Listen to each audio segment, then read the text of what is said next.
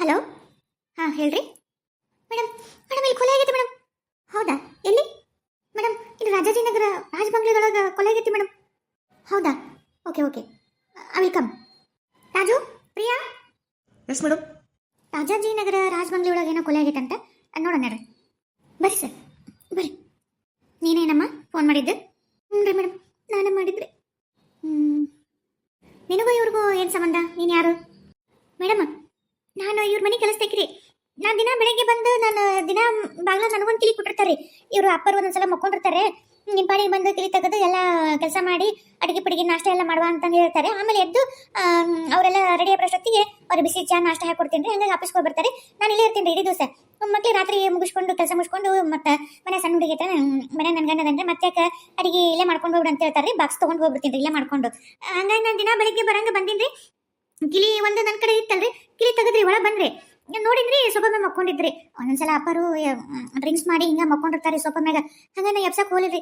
ನನ್ನ ಪಾಡಿನ ಕೆಲಸ ಮಾಡಿದ್ರಿ. 10 ಗಂಟೆ ಆತ್ರಿ, ಎದ್ದೇಳಿಲ್ರಿ. ಅಷ್ಟೊತ್ತು ಇವತ್ತು ಮಕ್ಕೊಂಡು ಇದು ಮಾಡಂಗಿಲ್ರಿ ಅವರು, ಜಲ್ದಿ ಎದ್ದು ಬಿಡ್ತಾರೆ. ಲಾಸ್ಟ್ ಅಂದ್ರೆ 8 ಗಂಟೆ ರೀ ಅವರು.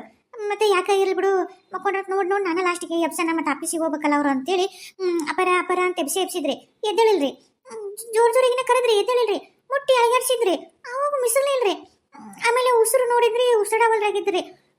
ಆದ್ರೆ ನನಗೆ ಅವರು ಹೆಂಗ್ ಸತ್ತಾರಂತ ಗೊತ್ತಾಗಲಿಲ್ರಿ. ಆಮೇಲೆ ಸುಮ್ಮನೆ ನನ್ನ ಮೇಲೆ ಯಾಕೆ ಅಪ್ಪ ಅಂದ ಮತ್ತೆ ಅಂತೇಳಿ ನಿಮ್ಮನ್ನು ಕರ್ಸಿದ್ರಿ. ಓಹ್ ಹೌದಾ? ನೀ ಬಂದಾಗ ಟೈಮ್ ಎಷ್ಟಾಗಿತ್ತು ಮನೆಗೆ ಹೇಳಿ ಕೆಲ್ಸಕ್ಕೆ ಬಂದಾಗ? 6 ಗಂಟೆ ರೀ. 6 ಗಂಟೆಗೆ ಬಂದ್ಬಿಡ್ತೀನಿ ರೀ. ಯಾಕಂದ್ರೆ ಅಪ್ಪರು ಒಂದೊಂದ್ಸಲ ಬೇರೆ ಬೇರೆ ಎಲ್ಲರ ಊರಿಗೆ ಮೀಟಿಂಗು ಪಟಿಂಗ್ ಹೋಗ್ಬೇಕಂದ್ರೆ ಜಲ್ದಿ ಸಜ್ಜಾಗಿ ಹೋಗ್ತಿರ್ತಾರೆ. ಮತ್ತೆ ಅಷ್ಟೊಂದು ನಾಷ್ಟ ಇಷ್ಟ ಎಲ್ಲ ಮಾಡ್ಬೇಕಲ್ರಿ, ಕಸ ಪಸ ಹೊಡೆಯೋದು ಅದನ್ನೆಲ್ಲ ಮಾಡ್ತೀನಲ್ಲ. ಹಾಗಾಗಿ 6 ಅಂದ್ರೆ ಬಂದ್ಬಿಡ್ತೀನಿ ರೀ ನಾನು. ಇವ್ರೊಬ್ಬರನ್ನ ಇರೋದು ಅಥವಾ ಮತ್ತೆ ಯಾರು ಇರ್ತಾರೆ ಈ ಮನ್ಯಾಗ? ಇವರು ಒಬ್ಬರೇ ಇರ್ತಾರೆ ರೀ ಮನ್ಯಾಗ. ಯಾಕೆ ಇವ್ರಿಗೂ ಹೆಂಡತಿ ಮಕ್ಕಳು ಯಾರು ಇಲ್ವಾ? ಇವರು ಹೆಂಡತಿ ಈ ಭಾಳ ವರ್ಷದಿಂದ ತಿರ್ಕೊಂಡಾರಂತ್ರಿ. ಮಕ್ಳು ಅದಾರಿ. ಒಬ್ಬ ಗಂಡ್ಮಗ ಹೆಣ್ಮಗಳು ಅದಾರಿ. ಅವರು ಬೇರೆ ದೇಶದಾಗ ಮದುವೆ ಮಾಡ್ಕೊಂಡು ಅಲ್ಲೇ ಇರ್ತಾರೆ. ಅವರು ಯಾವಾಗಾರ ಒಂದ್ಸಲ ಬರ್ತಾರ್ರಿ. ಆದರೂ ಬರಕ್ಕೆ ಮನ್ಸು ಮಾಡಂಗಿಲ್ರಿ. ಇಲ್ಲಿ ಅಪ್ಪರ್ದು ಜಗ್ಗಿ ಆಸ್ತಿ ಐತ್ರಿ, ನೋಡ್ಕೊಬರ್ರಿ ಅಂದ್ರೂ ಅವರು ಅಲ್ಲಿನೂ ಜಗ್ಗಿ ಆಸ್ತಿ ಗಳಿಸ್ಯಾರಂತ್ರಿ. ಹಾಗಾಗಿ ಜಾಸ್ತಿ ಬರ್ತಿದ್ದಿಲ್ರಿ. ಅಪ್ಪರೊಬ್ಬರ ಇದ್ದರಿ. ಆದ್ರೆ ಇತ್ತಿತ್ತ 1 ತಿಂಗಳ ಹಿಂದೆ ಒಂದು ಹುಡುಗಿನ ಮದುವೆ ಮಾಡ್ಕೊಂಡಿದ್ರಿ. ಆಕಿ ಕೂಡ ಚಂದಾಗಿನೇ ಇದ್ದರಿ. ಆಕಿನೂ ಭಾಳ ಚಲೋ ಇದ್ದಿಲ್ರಿ. ಅವ್ರ ಮಕ್ಕಳು ಏನು ಅಂದಿದ್ದಿಲ್ರಿ, ಯಾಕೆ ಎಲ್ಲಿ ಬಿಡೋ ಮದುವೆ ಮಾಡ್ಕೊಂಡು ಅಪ್ಪ ಒಬ್ಬ ತಕ್ಕನೆಲ್ಲ ಇರೋಲ್ಲಕ್ಕಂತ ಬಿಟ್ಟಿದ್ರಂತ್ರಿ. ಆದರೆ ಏನಾಯ್ತಾ ಏನೋ ಗೊತ್ತಿಲ್ಲ. ಆಕಿ ನಾನು ನಿಮ್ಮ ಕುಟ್ಟಾಗ ಇರೋಕೊಲ್ಲ ಅಂತಂದು ಡೈವರ್ಸ್ ತೊಗೊಂಡು ಹೋಗ್ಬಿಟ್ಟ ಅಂತ್ರಿ. ಓ ಹೌದಾ? ಅಲ್ಲ, ಮಕ್ಳಿಗೇನಾದರೂ ಈ ವಯಸ್ಸಿಗೆ ಅಪ್ಪ ಮದುವೆ ಆಗ್ಯಾನ, ಆಸ್ತಿ ಎಲ್ಲ ಬೇರೆ ಹೆಣ್ಮಗಳು ಪಾಲಾಗತ್ತಾ? ಇಲ್ಲ ನಮಗೆ ಬರುತ್ತಾ? ಇಲ್ಲ ಹಂಗೇನಾದರೂ ದ್ವೇಷ ಇಟ್ಕೊಂಡಿದ್ರು ಏನೋ ಹಂಗಿದ್ರೆ? ನಂಗೆ ಗೊತ್ತಿಲ್ಲರಿ ಮೇಡಮ್. ಏನಾಯ್ತಾನ ಅವರು ಫೋನ್ನೇ ಮಾತಾಡ್ತಿದ್ರಲ್ರಿ. ನನಗೆ ಅದ್ರ ಬಗ್ಗೆ ಗೊತ್ತಿಲ್ಲ. ಹಾಗೆ ನೀ ಎಷ್ಟು ವರ್ಷ ಆಯ್ತು ನೀನು ಇಲ್ಲಿ ಕೆಲಸ ಮಾಡಕತ್ತಿ? ನಾವೊಂದು 5-6 ವರ್ಷನೇ ಆತ್ರಿ ನಮ್ಮ ಇಲ್ಲಿ ಕೆಲಸ ಮಾಡಕತ್ತಿ. ಇವಾಗ ಮದುವೆ ಮಾಡ್ಕೊಂಡು 1 ತಿಂಗಳು ಬಂದಿದ್ರಲ್ಲ, ಅವ್ರು ಹೆಂಗಿದ್ರು? ಅಂದರೆ ರೊಕ್ಕ ಆಸ್ತಿ ಸಲುವಾಗಿ ಮದುವೆ ಮಾಡ್ಕೊಂಡಿದ್ರ ಅಥವಾ ನಿಜವಾಗೂ ಮಾಡ್ಕೋಬೇಕು ಅಂತ ಏನಾರು ಮಾಡ್ಕೊಂಡಿದ್ರೆ? ಅಲ್ಲ, ಅವ್ರ ಬಿಹೇವಿಯರು ಹೆಂಗಿತ್ತು ನಿಂಗೆ ಅರ್ಥ ಆಗತ್ತಲ್ಲ. ಹಂಗೇನ ಆಸ್ತಿ ಸಲುವಾಗಿ ಅಂತ ಏನಿರಲಿಲ್ಲ ರೀ. ನಿಜವಾಗೂ ಮಾಡ್ಕೊಂಡಿದ್ರಿ. ಅಂದ್ರೆ ಅವರು ಏನೋ ಅಪ್ಪರ ಕಂಪ್ನಿ ಕೆಲಸ ಮಾಡ್ತಿದ್ರಂತ್ರಿ ಅವರು.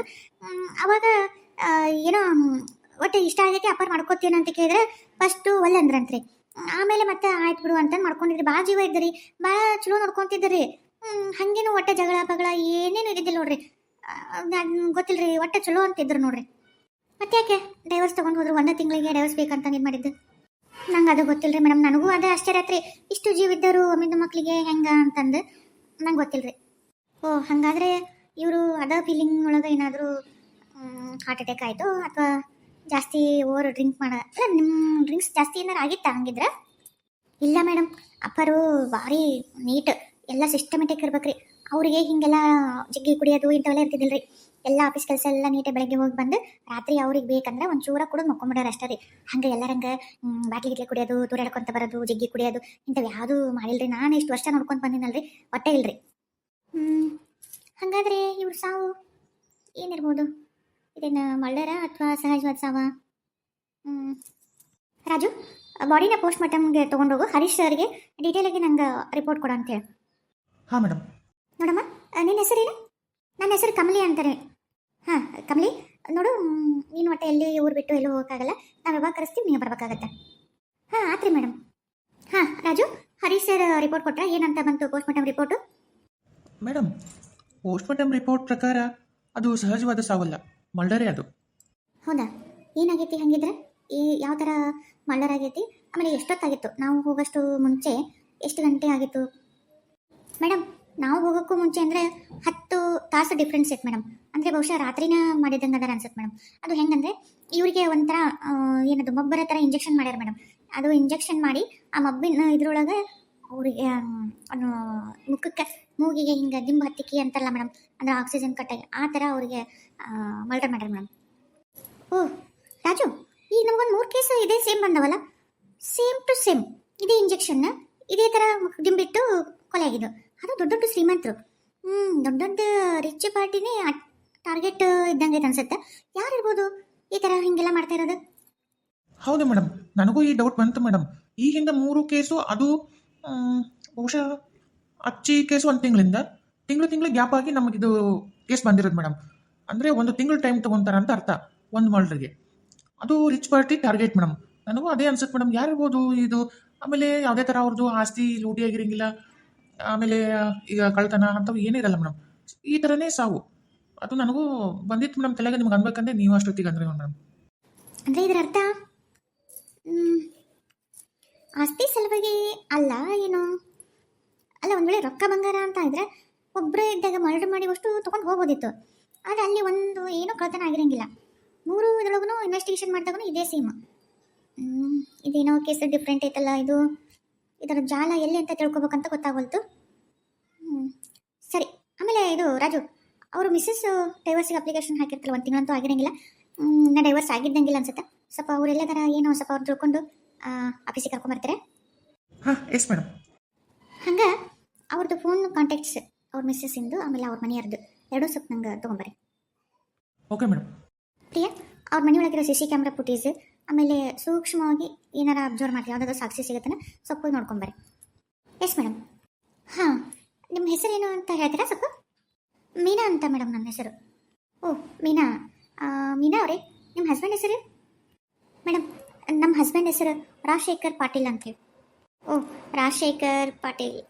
ದೊಡ್ಡ ದೊಡ್ಡ ಕಂಪ್ನಿಗಳು ಅದಾವಲ್ಲ, ಕೇಳಿದ್ದೆ ನಾನು ಈ ಹೆಸರು. ಹಾಂ madam, cotton mill, rice mill, oil mill ಭಾಳ ಅದಾವೆ ಮೇಡಮ್. ಹಾಂ ಓಕೆ ಮೀನಾ ಅವರೇ, ಅಲ್ಲ ನಾನು ನಿಮ್ಗೆ ಹಿಂಗೆ ಕೇಳ್ತೀನಿ ಅಂತ ತಪ್ಪು ತಿಳ್ಕೊಬೇಡ್ರಿ. ಅಲ್ಲ, ನೀವಿಷ್ಟು ಯಂಗ್ ಮಾಡರ್ನ್ ಇಷ್ಟು ಇದ್ದರು, ನೀವು ಅವ್ರಿಗೂ ನಿಮಗೂ ಏಜ್ ಭಾಳ ಡಿಫ್ರೆನ್ಸ್ ಆಗುತ್ತೆ. ಅಷ್ಟು ಏಜ್ ಆದವ್ರನ್ನ ಈ ವಯಸ್ಸಿಗೆ ಮದುವೆ ಮಾಡ್ಕೊಂಡಲ್ಲ, ಏನು ಕಾರಣ ಇರ್ಬೋದು? ಮೇಡಮ್, ನಾನು ಅವ್ರ ಆಫೀಸ್ನಾಗ ಕೆಲಸ ಮಾಡ್ತಿದ್ದೆ ಮೇಡಮ್. ಅವರು ಒಂದು ದಿವಸ ಬಂದು ನಾನು ಇಷ್ಟಪಡ್ತೀನಿ, ನನಗೆ ಮಕ್ಕಳು ಇಲ್ಲ, ಫಾರಿನಾಗ ಅದಾರ, ನನಗೆ ಯಾರೂ ಇಲ್ಲ, ನಾನು ನಿನ್ನ ಭಾಳ ಇಷ್ಟಪಟ್ಟು ನಾನು ಜೀವನ ನೋಡ್ಕೋತೀನಿ, ಮದುವೆ ಮಾಡ್ಕೊ ಅಂತ ಭಾಳ ಗಂಟು ಬಿದ್ದವು ಮೇಡಮ್. ಹಾಗಾಗಿ ಮಾಡ್ಕೋಬೇಕಾಯ್ತು. ಆದರೆ ಇನ್ನೂ ಒಂದು ಕಾರಣ ಏನಂತಂದ್ರೆ, ನಂಗೆ ಅವಾಗ ನನ್ನ ಕಷ್ಟ ಅಂದಾಗ ಸ್ವಲ್ಪ ನನಗೆ ರೊಕ್ಕ ಸಹಾಯ ಮಾಡಿದ್ರೆ ಮೇಡಮ್. ಹಾಗಾಗಿ ನಾನು ಅವ್ರ ಮಾತಿಗಿಲ್ಲ ಅನ್ನೋಕ್ಕಾಗಲೇ ಇಲ್ಲ ಮೇಡಮ್. ನಂಗೆ ಹ್ಞೂ ಅಂತ ಮಾಡ್ಕೊಂಡೆ ಮೇಡಮ್. ಓ, ಅಂದರೆ ನಿಮಗೆ ಸಹಾಯ ಮಾಡಿದ್ರು ಇಲ್ಲ ಅನ್ನೋಕ್ಕೆ ಬಾಯಿ ಬರಲಿಲ್ಲ ಅನ್ನೋದಕ್ಕೆ ನಿಮ್ಗೆ ಇಷ್ಟ ಇಲ್ಲ ಅಂದ್ರೆ ಮಾಡ್ಕೊಂಡ್ರಿ. ಹಾಗಿದ್ರೆ ಅವ್ರ ಕೂಟ ನಿಮ್ಗೆ ಸಂಸಾರ ಮಾಡೋಕೆ ಇಷ್ಟ ಇಲ್ಲದೇ ನೀವೇ ಅವ್ರಿಗೇನಾದರೂ ಕೊಲೆ ಮಾಡಿದ್ರೆ? ಅಯ್ಯೋ ಮೇಡಮ್, ಈ ದೇವ್ರನ್ನ ಯಾರಾದರೂ ಕೊಲೆ ಮಾಡ್ತಾರೆ ಮೇಡಮ್? ನನ್ನ ಪಾಲಿಗೆ ಅವರೇ ದೇವ್ರು ಆಗಿದ್ರು ಮೇಡಮ್. ನನಗೊಂದು ಹೊಸ ಜೀವನ ಅಲ್ಲ ಮೇಡಮ್. ನನಗೆ ಭಾಳ ಬಡತನ ಪರಿಸ್ಥಿತಿ ಒಳಗಿದ್ದೆ ಮೇಡಮ್.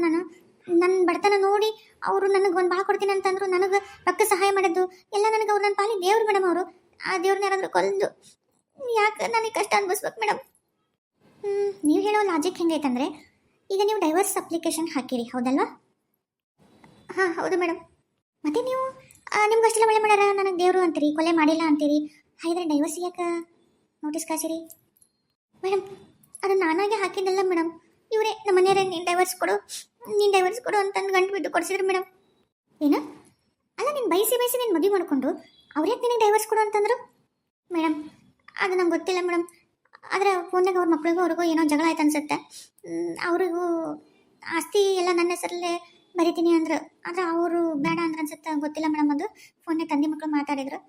ಅದಕ್ಕೆ ಇವ್ರು ಏನು ಮಾಡಿದ್ರು, ನೀನು ಸುಮ್ಮನೆ ಡೈವರ್ಸ್ ಕೊಡು, ಡೈವರ್ಸ್ ಮಾಡೋಣ, ನಾನು ನಿನಗೆ ಅರ್ಧ ಆಸ್ತಿ ಕೊಡಬೇಕಾಗತ್ತಲ್ಲ, ಡೈವರ್ಸ್ ಕೊಟ್ಟರೆ ಅದ್ರ ಬದಲಿ ನಾನು ನಿನಗೆ ಪೂರ್ತಿ ಆಸ್ತಿ ನಿನ್ನ ಹೆಸರಲ್ಲೇ ಬರ್ಕೊಟ್ಬಿಡ್ತೀನಿ. ಆಮೇಲೆ ನಾನು ಈಗ ಹೆಂಗೆ ಗಂಡ ಹೆಂಡ್ತಿ ಹಿಂಗಾರನ ಮಕ್ಕಳು ಯಾವಾಗ ಏನೂ ಅನ್ನೋಕ್ಕಾಗಲ್ಲ ಅಂತ ಅವರೇ ಅಂದದ್ದು ಮೇಡಮ್. ಹೌದಾ? ಮಕ್ಕಳು ಏನಾದರೂ ಇಲ್ಲಿ ಬರೋದು ಹೋಗೋದು ಮಾಡ್ತಿದ್ರೆ? ನಾನು 1 ತಿಂಗಳಿದ್ದಾಗಂತೂ ಗೊತ್ತಿಲ್ಲ ಮೇಡಮ್, ಬಂದಿಲ್ಲ. ಮೊದಲು ಬರ್ತಿದ್ರು ಏನೋ ನನಗೆ ಅಷ್ಟು ಗೊತ್ತಿಲ್ಲ ಮೇಡಮ್. ಈಗೆಲ್ಲ ಪ್ರಾಪರ್ಟಿ ನಿಮ್ಮ ಹೆಸರಲ್ಲಿ ಆಗೈತೆ ಏನೂ ಆಗಿಲ್ಲ? ಬರ್ಕೊಟ್ಟಾರೆ ಮೇಡಮ್. ನನ್ನ ಹೆಸರಲ್ಲಿ ಎಲ್ಲ ಪೂರ್ತಿ ಅವರೆಲ್ಲ ಸಮಸ್ತ ಆಸ್ತಿನೂ ನನಗೆ ಮಾಡ್ಯಾರ ಮೇಡಮ್ ಆಗಲೇ. ಅದು ಅವ್ರ ಮಕ್ಳಿಗೆ ಗೊತ್ತಾಗೈತೆ? ಮೇ ಬಿ ಗೊತ್ತಾಗಿರ್ಬೋದು ಅನ್ಸುತ್ತೆ ಮೇಡಮ್. ನೀವು ಅಪೋಸ್ ಮಾಡಲಿಲ್ವಾ? ಆಸ್ತಿ ಬೇಡ, ನಾವು ನೀವು ಚೆಂದಾಗಿರೋಣ, ಹೆಂಗಿದ್ರೆ ಆಮೇಲೆ ಮುಂದೆ ಬರುತ್ತೆ, ಇವಾಗ ಯಾಕೆ ಡೈವರ್ಸು ಇದೆಲ್ಲ ಯಾಕೆ ಅಂತ ನೀವೇನೋ ಮಾತು ನಿಮಗೂ ಅವ್ರಿಗೂ ಇದು ಯಾವುದೂ ನಡೀಲಿಲ್ಲ ಮಾತು. ಅದೇ ಮೇಡಮ್ ನಾನು ಭಾಳ ಫೋರ್ಸ್ ಮಾಡಿದೆ, ಯಾಕೆ ಇರಲಿ ಬಿಡ್ರಿ, ಬೇಡ ಅವ್ರ ಮಕ್ಕಳೆಲ್ಲ ತೊಗೊಂಡ್ಬಿಟ್ಟು ನಾವು ತೊಗೋಣ ಏನು ಇರುವಲ್ತಕ್ಕ ಅಂತ ನಾನು ಭಾಳ ಇದನ್ನು ಮಾಡಿದೆ ಮೇಡಮ್. ಆದರೆ ಅವರು ನಾನು ಭಾಳ ಇಷ್ಟಪಡ್ತಿದ್ದಲ್ಲ ಮೇಡಮ್, ಹಾಗಾಗಿ ಇಲ್ಲ ನಾನು ನಿನ್ನ ಒಂದು ಕಷ್ಟದಿಂದ ನಿನ್ನ ಪಾರು ಮಾಡಿ ನಿನ್ನ ರಾಣಿ ಥರ ನೋಡ್ಕೋಬೇಕು ಅಂತಂದು ನೀನು ಇಷ್ಟಪಟ್ಟು ಮದುವೆ ಮಾಡ್ಕೊಂಬಂದಿನಿ. ಈಗ ಆಸ್ತಿ ಎಲ್ಲ ಇವಾಗ ಇಷ್ಟು ದಿವಸ ನಾನು ಒಂದು ದಿವಸ ಹೊಳೆ ನೋಡಿಲ್ಲ ಮಕ್ಕಳು, ಇವಾಗ ನನಗೆ ಆಸ್ತಿ ಯಾವಾಗ ನಿನಗೆ ಮಾಡ್ತೀನಿ ಅಂದಾಗ ಇವಾಗ ನನ್ನ ಮ್ಯಾಗೂ ಪ್ರೀತಿ ಇಲ್ಲ ಏನಿಲ್ಲ, ಆಸ್ತಿ ಸಲುವಾಗಿ ಈಗೆಲ್ಲ ಇದು ಮಾಡತ್ತಾರೆ. ಇದು ನಾನು ಸ್ವಂತ ಗಳಿಸಿದ್ದು ಕಂಪ್ನಿಗಳು ಆಸ್ತಿ ಎಲ್ಲ ಪ್ರತಿಯೊಂದು ಇದು ನಾನು ಯಾರಿಗಾದರೂ ಮಾಡ್ಬೋದು. ಆದರೆ ಅವರು ಈಗ ನನಗೆ ನೀನು ಕೊಟ್ಟಿನ ನಿನ್ನ ಮ್ಯಾಗ ಉದ್ದೇಶ ಬರುತ್ತೆ.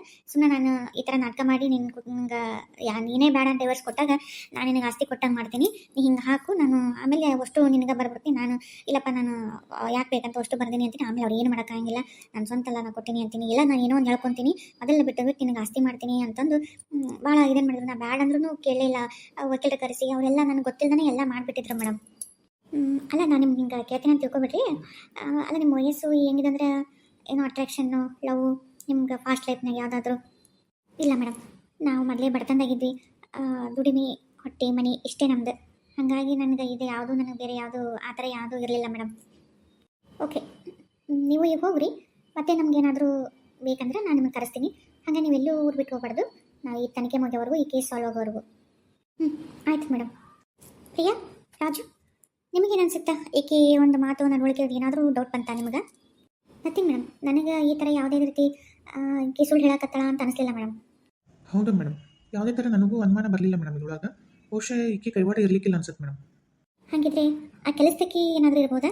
ಯಾಕಂದರೆ ಆಕೆನೂ ಭಾಳ ಬರ್ತಂದಳ, ಈ ಒಂದು ಏನಾದರೂ ರೊಕ್ಕ ಆಸ್ತಿ ಬಂಗಾರ ಸಲುವಾಗಿ ಯಾವುದೇ ರೀತಿಯಿಂದ ಮಾಡಿರ್ಬೋದಾ? ಅಥವಾ ಏನಾದರೂ ಆಕೆಗೂ ಮತ್ತು ಅವ್ರಿಗೂ ಏನಾದರೂ ಫ್ಲ್ಯಾಶು ಈ ಥರ ಈಗ ಇದು ಅಂತಲ್ಲ, ಈಗ ಮೊದಲೇ ಹೇಳ್ತಿ ಇದು ಕುಡಿದು ಶ್ರೀಮಂತರು ಬಲಾತ್ಕಾರ ಏನೋ ಮಾಡೋಕ್ಕೆ ಹೋಗಿ ಆಕೆ ಏನಾದರೂ ಮಾಡಿರ್ಬೋದಾ? ಸ್ವಲ್ಪ ಅಲ್ಲಿ ಏನಾದರೂ ಅನುಮಾನ ಸ್ವಲ್ಪ ನನಗೆ ಯಾಕೋ ಕಾಡ್ತಾ ಐತಿ. ಹಾಗೆ ಈ ಹಿಂದೆ 3 ಮರ್ಡರ್ ಆಗ್ಯಾವಲ್ಲ, ಸೇಮ್ ಟು ಸೇಮ್ ಮರ್ಡರ್ ಆಗ್ಯಾವ. ನನಗೆ ಯಾಕೋ ಆ 3 ಮರ್ಡ್ರಿಗೂ ಇದಕ್ಕೂ ಏನೋ ಲಿಂಕ್ ಐತಿ ಅನ್ಸಾಗ್ತೈತಿ. ಸ್ವಲ್ಪ ಡಿಟೇಲಾಗಿ ಇದನ್ನು ರಿಸರ್ಚ್ ಮಾಡ್ಬೇಕು ಹಂಗಿದ್ರೆ.